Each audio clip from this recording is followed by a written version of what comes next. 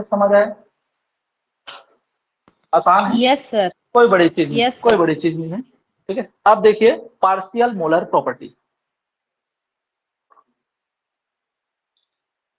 हम जो पढ़ रहे थे पूरा क्लोज सिस्टम मान के पढ़ रहे थे, क्लोज सिस्टम मान के पढ़ रहे थे। दैट मीन्स हम ये वो मतलब एजम्पशन लिए थे कि किसी भी प्रकार से सिस्टम में जितने भी मॉलिक्यूल्स हैं, ठीक है, जितने भी मोल्स हैं उसके, वो जो है चेंजेस नहीं हो रहे हैं। ठीक है, वो बाहर से किसी प्रकार का जो मीटर का आदान प्रदान नहीं हो रहा था, तो उस हिसाब से हमने क्लोज सिस्टम मान के चला।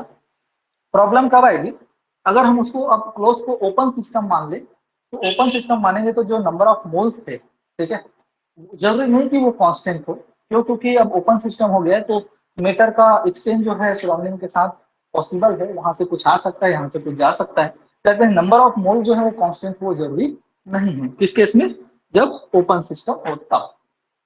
ठीक है, चलिए बात करते हैं पार्शियल मोलर प्रॉपर्टीज की। दैट मीन्स हम अब चर्चा करते हैं ओपन सिस्टम के थर्मोडायनेमिक्स की। अभी आइडियल पढ़े, ओपन सिस्टम के थर्मोडायनेमिक्स क्या होगा? नथिंग चेंज, ज्यादा कुछ चेंज नहीं होगा। हमने अगर क्लोज सिस्टम के लिए हमने अगर पूरी चीजें अगर अच्छे से समझ ली हैं, ओपन सिस्टम में हम क्या बात करेंगे? वही बात करेंगे भैया। एनआई जो है, नंबर ऑफ मोल जो है वो चेंज होंगे, अब कांस्टेंट नहीं है। ठीक है, तो कैसे किस तरह के परिवर्तन आएंगे, उसी के कारण तो परिवर्तन आएंगे। बाकी सब चीजों तो आपके जो है ऊपर आपने पढ़ लिया क्लोज सिस्टम के लिए। ठीक है,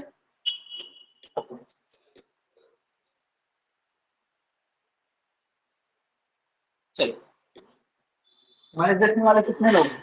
आज बढ़िया मैच है, Pakistan versus India, world cup का मैच। तो जो मैच देखने वाले हैं, ठीक है, और थोड़ा टेंशन में होंगे कि 8 बजे से मैच है। ठीक है, चलो हाँ सर।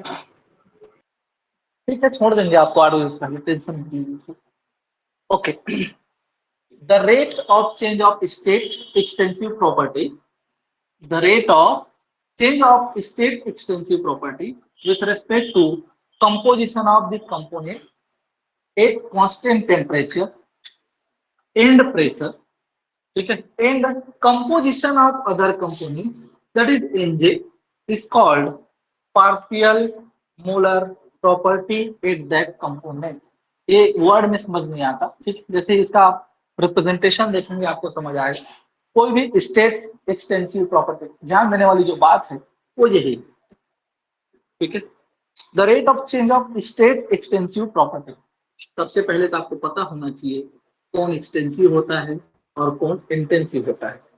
ठीक है, स्टेट एंड एक्सटेंसिव, ठीक, तो क्या हम इंटेंसिव के लिए बात कर सकते हैं या फिर सिर्फ एक्सटेंसिव के लिए बात कर रहे हैं? क्योंकि इसके डिस्क्रिप्शन में ही है, the rate of change of state extensive property with respect to composition of the component. Composition of component मतलब एनआई के रिस्पेक्ट में। ठीक है, अभी तक क्या करते थे, बटे में डेल टी दिखता था, डेल पी दिखता था, डेल वी दिखता था, डेल एच दिखता था, कुछ भी दिखता था। अभी तक हम ये नहीं देखे थे कि एनआई जो है, नंबर ऑफ मोल जो है, उसके साथ जो है, उसके रेस्पेक्ट में जो है आपके जो है बाकी चीजें किस तरह से परिवर्तित हो रही है। ठीक है, तो भैया अगर मैं एनआई के रेस्पेक्ट में मैं चेंजेस देखूंगा तो बाकी को तो कांस्टेंट रखना पड़ेगा, दैट इज टेम्परेचर, प्रेशर। और सपोज दो तरह के कंपोनेंट हैं या 3 तरह 4 तरह, मतलब कई प्रकार के कंपोनेंट हैं, तो एक के रेस्पेक्ट जब मैं देखूंगा तो बाकी के चेंजेस को मैं कांस्टेंट मान के चलूंगा, that is composition of other component, that is NJ, ये भी क्या होंगे, कांस्टेंट होंगे। तब उसको बोला जाता है पार्शियल मोलर प्रॉपर्टी। चलिए इसको मैं समझा भी देता हूँ, देखिएगा इसको कैसे डिनोट किया जाता है। ठीक है, रिप्रेजेंट करने की बात आए तो ये वाई, ठीक है, आई एम कोई आइथ कंपोनेंट है, ठीक है, उसके लिए हम पार्शियल मोलर प्रॉपर्टी निकाल रहे हैं। मोलर टर्म है M, that means molar term आया है, तो ये मोलर टर्म तो आएगा ही आएगा, बटे में जब मोल आएगा तो ये मोलर टर्म तो आना ही आना है। ठीक है, ओके, इसको बार से ऐसे ऊपर में ऐसे बार से डिनोट किया जाता है। चलिए कुछ नहीं करना है, जो भी प्रॉपर्टी आप निकाल रहे हैं, जो भी प्रॉपर्टी पार्शियल मोलर प्रॉपर्टी आप निकाल रहे हैं, उसका चेंजेस इसके रेस्पेक्ट में देखेंगे आप। किसी आइथ कंपोनेंट, क्योंकि आप आइथ कंपोनेंट लिए हैं यहाँ पर, आइथ कंपोनेंट के नंबर ऑफ मोल्स में चेंजेस के साथ उसमें क्या चेंजेस आ रहे हैं, वो कहलाता है आपका partial molar property. Partial that means आप पार्शियल डिफरेंशिएशन करेंगे तो पार्शियल में कोई ना कोई कांस्टेंट होता है। यहाँ पर टेम्परेचर भी कांस्टेंट होगा, प्रेशर भी कांस्टेंट होगा, और एनआई के अलावा और जितने भी कंपोनेंट हैं, जैसे अगर मैं पहले एन1 के लिए अगर मैं वो कर रहा हूँ, एन1 के रेस्पेक्ट में मैं चेंजेस देख रहा हूँ, तो एन2 एन3 एन4 सबको मैं कांस्टेंट मानूंगा, दैट इज एनजे भी कांस्टेंट होगा। ध्यान रखना यहाँ पर आई और जे अलग होने चाहिए, क्योंकि अगर दोनों सेम है तो उसी के रेस्पेक्ट में आप यहाँ पर उसका चेंजेस देख रहे हो, यहाँ पर उसी को आप कांस्टेंट नहीं दिखा सकते। ठीक है, that is I should be not equal to. हाँ जी Sir, NJ बोले बोले। another component है, number of moles of हम्म, ना। हम्म, अच्छा हाँ वही, हाँ वही वही वही है, वही है। अब पूछ रहे हैं कि एनजे क्या है। सपोज मान लो O2 है, N2 है, CO2 है, ठीक है। तो मैं एक्चुअल में उस सिस्टम में बहुत सारी चीजें हैं, O2 है, N2 है, CO2 है। तो चूंकि मैं सपोज मान लो एंथैल्पी चेंजेस देख रहा हूँ, पार्शियल मोलर एंथैल्पी देख रहा हूँ, तो पार्शियल मोलर एंथैल्पी मतलब एंथैल्पी में कैसे चेंजेस आते हैं। मैं एक बार देखूंगा O2 के मोल को चेंज करके देखता हूँ, जब 5 मोल थे तब ऐसा चेंज हुआ, जब 10 मोल थे तो ऐसा चेंज हुआ। दैट मीन्स यार O2 के नंबर ऑफ मोल्स को मैं जैसे जैसे चेंज कर रहा हूँ, तो ये जो एंथैल्पी में किस तरह का चेंजेस आ रहा है इसको मैं ऑब्जर्व करना चाहता हूँ।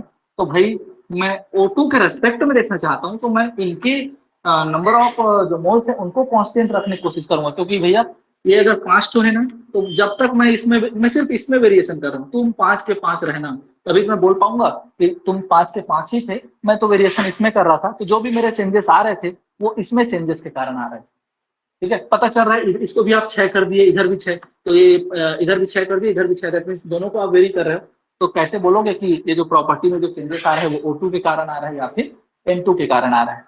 ठीक है, अरे आप लास्ट में थर्मोडायनेमिक्स सर निकल के आप कहाँ पर अटके हुए हैं। ठीक है भैया, यहाँ पर देखो, एक बार आप देखते हैं टेम्परेचर को कांस्टेंट करके प्रेशर के साथ चेंजेस, ये लो सपोज मान लो ऐसे, चूंकि मैं देखना चाहता हूँ, तो भैया दो लोगों का वो फंक्शन है, इसके भी बदलने से ना वो चेंज होता है, इसके भी बदलने से ना वो चेंज होता है। तो प्रॉब्लम है कि मेरे को तो इंडिविजुअल जानना है कि तेरे से कितना होता है, तेरे से कितना होता है, तेरे से कितना होता है।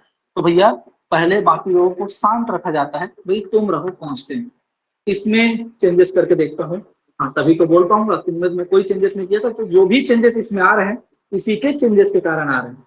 तभी तो आप एक स्टेटमेंट वहां से क्या करेंगे, आप स्टेब्लिश कर पाएंगे कि हाँ इसके चेंजेस के साथ इतना आता है, फिर इनको कांस्टेंट रखिए, इनके नंबर ऑफ मोल्स को चेंज करिए, इन दोनों को कांस्टेंट करिए, फिर इनके नंबर ऑफ मोल्स को वो करिए, तो आप बता पाओगे CO2 के कारण जो है इतना परिवर्तन आता है एंथैल्पी में, N2 के कारण इतना परिवर्तन आता है, O2 के कारण इतना परिवर्तन आता है।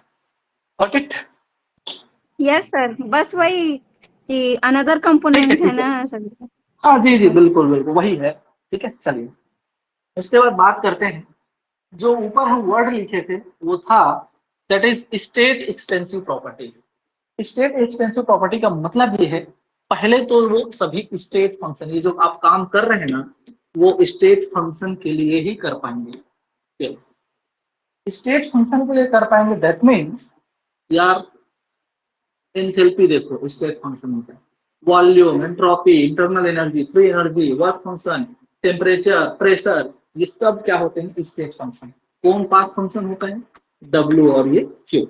तो कोई आपको पूछता है पहला क्वेश्चन, क्या पता वो इंटरव्यू में पूछ ले, क्या पता वो क्वेश्चन ही बोल दे कि भैया किसके किसके लिए जो है मैं मोलर वो निकाल सकता हूँ, पार्शियल मोलर प्रॉपर्टी निकाल सकता हूँ। तो आप पार्शियल मोलर वर्क नहीं निकाल सकते, पार्शियल मोलर वर्क नहीं निकाल सकते, पार्शियल मोलर हीट नहीं निकाल सकते। क्यों? क्योंकि ये जो है एक पाथ फंक्शन है, बात होती है, ये जो आप बात करते हैं वो स्टेट फंक्शन के लिए बात करते हैं, पहला चीज ये। दूसरा चीज ये है partial molar temperature, partial molar pressure की बात नहीं होती। क्यों? क्योंकि ये जो आप निकालते हैं ना पार्शियल मोलर प्रॉपर्टी, वो एक्सटेंसिव प्रॉपर्टी, स्टेट फंक्शन भी होना चाहिए और वो एक्सटेंसिव प्रॉपर्टी भी होना चाहिए। बताओ इनमें से ये टेम्परेचर और प्रेशर एक्सटेंसिव प्रॉपर्टी है कि इंटेंसिव प्रॉपर्टी है? सर इंटेंसिव है। इंटेंसिव है, बहुत बात किए थे इस पे। शुरुआत ही हम यही सबसे किए थे, इंटेंसिव एक्सटेंसिव में बताया था कि बहुत इंपॉर्टेंट है। वही क्वेश्चन पहले आता है थर्मोडायनेमिक्स में, पता है। ये लोग इतना सब ये सब 3-5 करके जा रहे हैं, क्वेश्चन आया कौन इंटेंसिव कौन एक्सटेंसिव, और वहीं पर आप मार खा गए। तो फिर इन सब चीजों को कंट्रोल करके रखना है। भैया इंटेंसिव किसको बोलते हैं, जिसमें मास डिपेंड करता है उसको, कि नहीं करता है उसको? सर जिस पर डिपेंड नहीं करता उसको इंटेंसिव बोलते हैं। इंटेंसिव बोलते हैं, ठीक है। और जिस पर डिपेंड करता है उसको एक्सटेंसिव बोलते हैं, ठीक है। टेम्परेचर और प्रेशर अगर आपको दिक्कत हो तो भाई सिंपल सा एक एग्जांपल है। अगर मैं बात करूं बॉइलिंग पॉइंट की, बॉइलिंग पॉइंट एक टेम्परेचर ही तो है, ठीक है। तो बॉइलिंग पॉइंट अगर मैं एक गिलास पानी लूं या पूरा एक मग पानी लूं, ठीक है, उसका बॉइलिंग पॉइंट वही रहता है। दैट मीन्स वो साइज पर डिपेंड नहीं कर रहा है, दैट मीन्स वो क्या होगा, आपका इंटेंसिव होगा। Got it? ऐसे आप एग्जाम्पल से समझ सकते हैं। अगर आप डाउट कर कंफ्यूज हो गए तो ऐसे सब आप रास्ते निकाल लेना भैया, ठीक है। चलिए, ओके। तो अब मैं बात करता हूँ, ठीक है। स्टेट एक्सटेंसिव प्रॉपर्टी अब समझ गए। अब पार्शियल मूलर प्रॉपर्टी की बात करते हैं, तो उनको निकाल सकते हैं। यहाँ आप समझ गए कि यार टेम्परेचर और प्रेशर के लिए बात नहीं कर सकते, क्योंकि ये जो है एक इंटेंसिव प्रॉपर्टी होते हैं, ठीक है। चलिए, देखिए यहाँ पर ये पार्शियल मूलर प्रॉपर्टी को रिप्रेजेंट करेगा, वो उसके एक्सप्रेशन को रिप्रेजेंट करेगा। सिंबल, सिंबल का क्या है, जो भी आप निकाल रहे हैं उसके ऊपर में बार लिख दीजिए। आई कंपोनेंट, जिस कंपोनेंट की बात करोगे वहां पर आप उसके रिस्पेक्ट में, उसके नंबर ऑफ मोल के रिस्पेक्ट में आप उसको डिफरेंशिएट करोगे। बाकी क्या है, एम जो है मोलर, पार्शियल मोलर प्रॉपर्टी, क्योंकि बटे में क्या दिख रहा है आपको, मोल दिख रहा है, ठीक। चलिए, पार्शियल मोलर एनर्जी निकालूंगा तो उसका एक्सप्रेशन क्या दूंगा।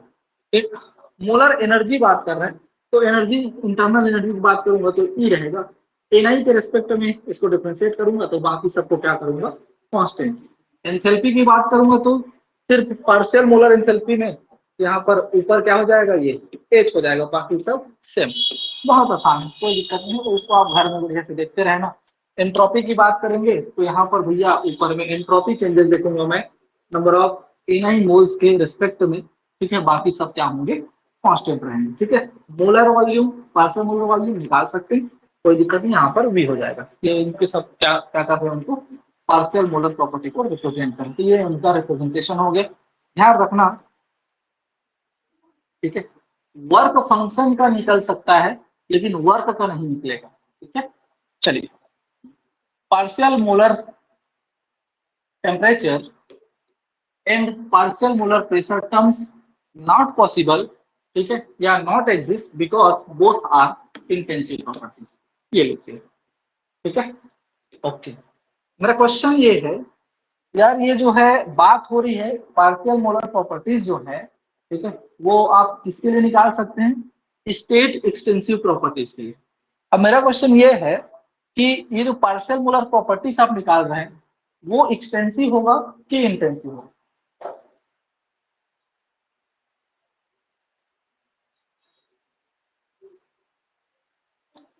चलिए, मेरा क्वेश्चन ये है, एक्सटेंसिव होगा सर। देखो एक्सटेंसिव, एक्सटेंसिव होता है ना। चलिए, आपने बोला एक्सटेंसिव, मैं बहुत बात किया था इस पे, ठीक है। देखिए, एक उसको लेता हूँ, एक सिंपल वाला जिसको आप समझते हो, वॉल्यूम। चलो बताइए, ये है एक्सटेंसिव और हम बात भी वही कर रहे हैं। स्टेट एक्सटेंसिव के लिए ये काम किया जा सकता है, बाकी के लिए नहीं, ठीक है। ये है एक्सटेंसिव। क्या जरूरत पड़ गई आपको ऐसा करने के लिए? तो मैं आपको बताया था एक चीज कि एक्चुअल मोलर में होने थर्मोडायनेमिक्स, तो इंटेंसिव। एग्जैक्टली मैं आपको बताया था, हाँ सामने में मोलर जुड़ता है, सामने में स्पेसिफिक जुड़ता है, तो इधर वाले एक्सटेंसिव होते हैं। सामने में उसका मोलर जोड़ो, स्पेसिफिक जोड़ो, भैया वो क्या हो जाते हैं, इंटेंसिव। याद आया क्या? ठीक है। Yes sir. Yes sir, yes sir. Heat capacity, heat capacity is a extensive property, but molar heat capacity and specific heat capacity is intensive property. इसकी जरूरत क्या पड़ती?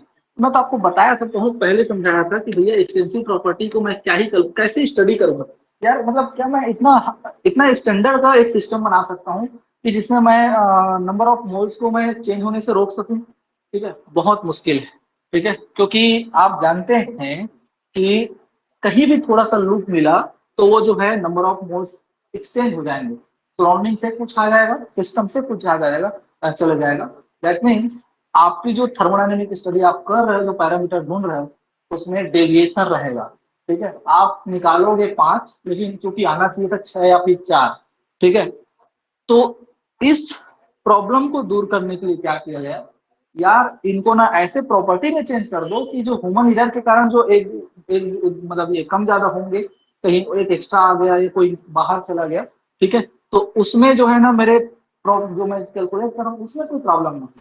तो क्या किया जाता है इसके लिए, इसके लिए ये बोला जाता है कि इंटेंसिव प्रॉपर्टी की अगर हम प्रॉपर्टी देखें तो उसमें जो है ना नंबर ऑफ मोल्स मीटर की मतलब साइज को उसके डिपेंड ही नहीं करता। आप ऊपर नीचे कर लो, 2-4 ऊपर गए नीचे गए, तो उससे जो है उस प्रॉपर्टी में किसी प्रकार का कोई परिवर्तन नहीं आता, क्योंकि वो उसके ऊपर डिपेंड ही नहीं कर रहा, मीटर पर डिपेंड ही नहीं कर रहा, उसके साइज पर डिपेंड ही नहीं कर रहा। तो एक्सटेंसिव को इंटेंसिव में कन्वर्ट करने का ये बहुत बढ़िया तरीका है। ठीक है, तो ये जो है ये जो है ना ये तो एक्सटेंसिव है, लेकिन ये जो आपका पार्शियल मोलर प्रॉपर्टी जो बन के आ रहा है एक्चुअल में वो क्या होता है, इंटेंसिव। इस वॉल्यूम को अगर मैं पार्शियल मोलर वॉल्यूम में मैं कन्वर्ट कर दूं तो भैया ये इसको मेरे को स्टडी करना बहुत आसान हो जाएगा, क्योंकि पार्शियल मोलर वॉल्यूम जो है वो साइज पर डिपेंड नहीं करेगा। तो जो भी वैल्यू आपका आने वाला रहेगा 2-4 मॉलिक्यूल के इधर उधर हो जाने से आपका परिवर्तित नहीं होगा। कोई दिक्कत? ठीक है, तो आप ध्यान रखेंगे पार्शियल मोलर प्रॉपर्टी जो है वो सब क्या होते हैं, इंटेंसिव प्रॉपर्टी होती है। ठीक है, चलो यस सर। आगे बढ़ते हैं। समय क्या हुआ है, 4:30। चलो और आगे पढ़ना चाहेंगे?